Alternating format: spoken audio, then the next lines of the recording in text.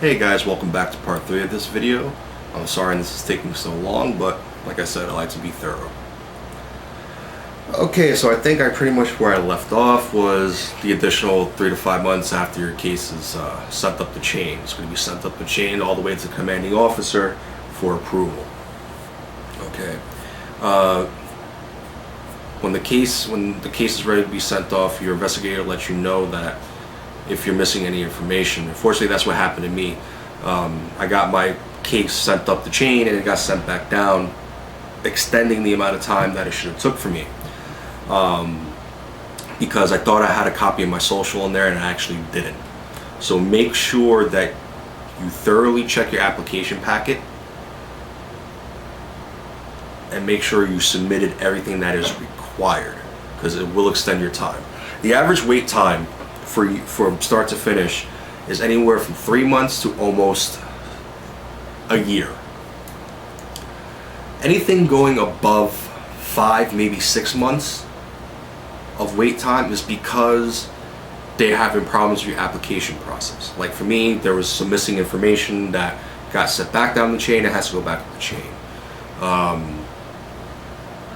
Pretty much any of those things that you answered yes to, any of those questions that I said there that might slow down and lower percentages of your chances of getting a permit, that'll be the reason why. But the average wait time is from 3 to 5 months for most people. Okay. And in the mail, you'll get your approval letter. Okay.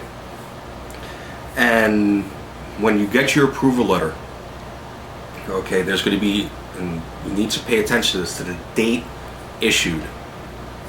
Okay. From the date issued, you have exactly 1 month to purchase a firearm. If you don't purchase a firearm within 1 month, they will take back a voucher that they give you for your purchase and your pistol permit. And you'll have to go through the whole process all over again. So I advise you, once you decide to actually pull the trigger, so to speak, on this whole debacle, to do a lot of research. Lots and lots of research. Okay. On what you want.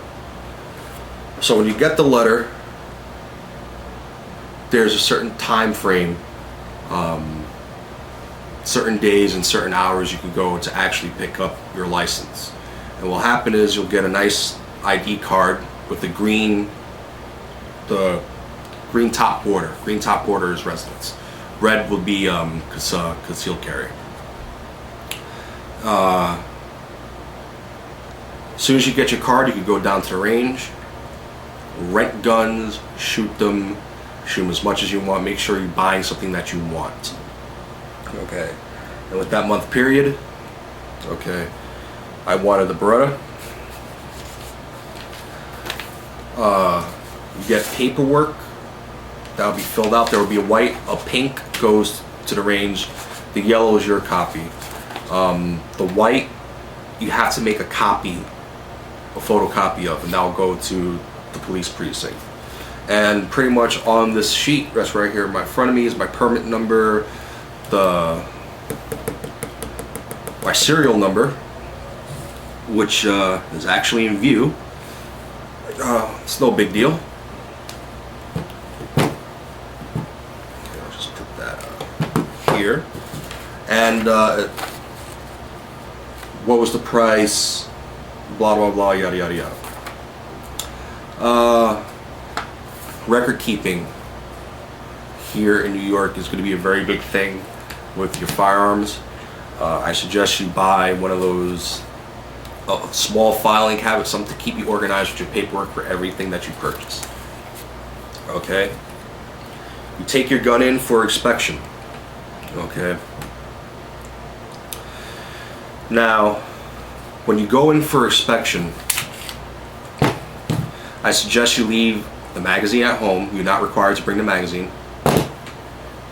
Okay.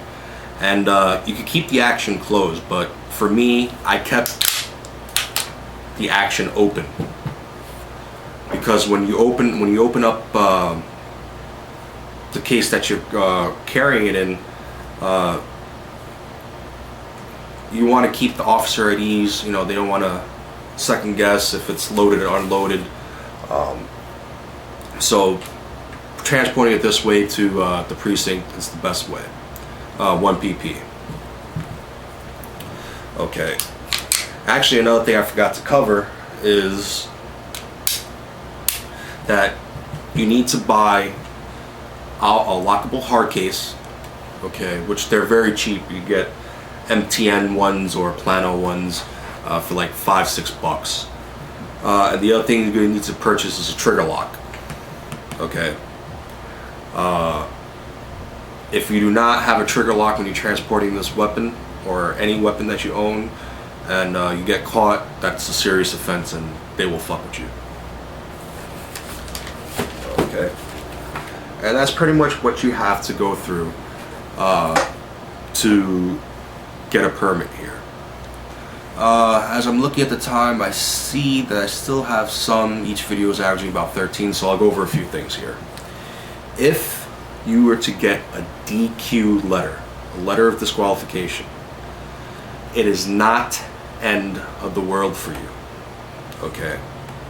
Because you can appeal. Guess what? Okay.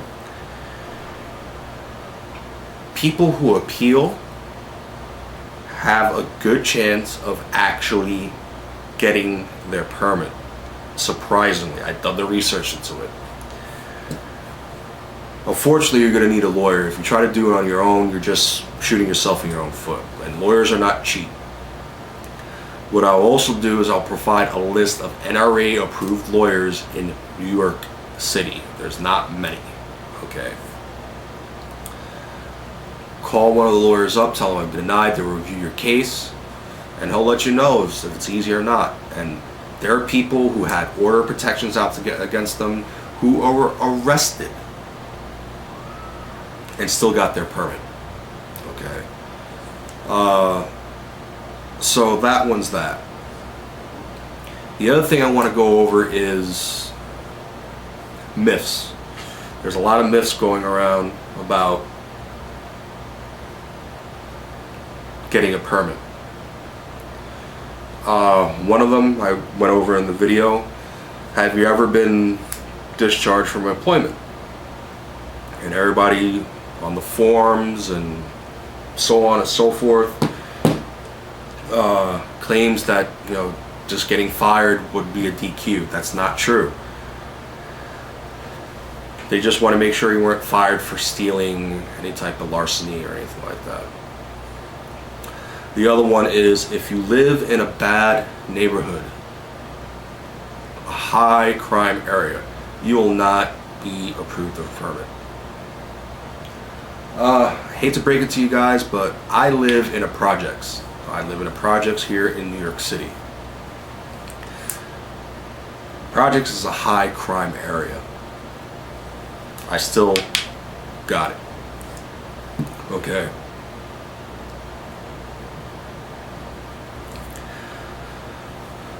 The background check that these people do is not as extensive as people think.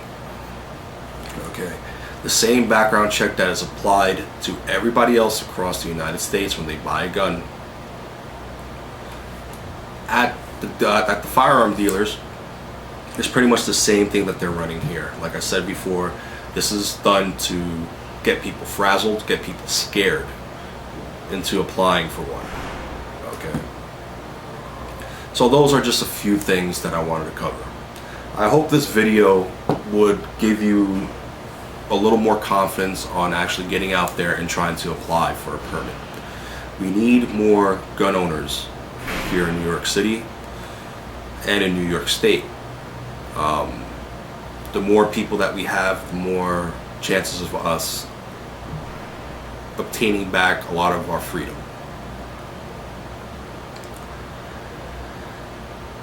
So I hope that also you won't have a problem PMing me with questions. Okay. Like I said before, I will give a list of ranges.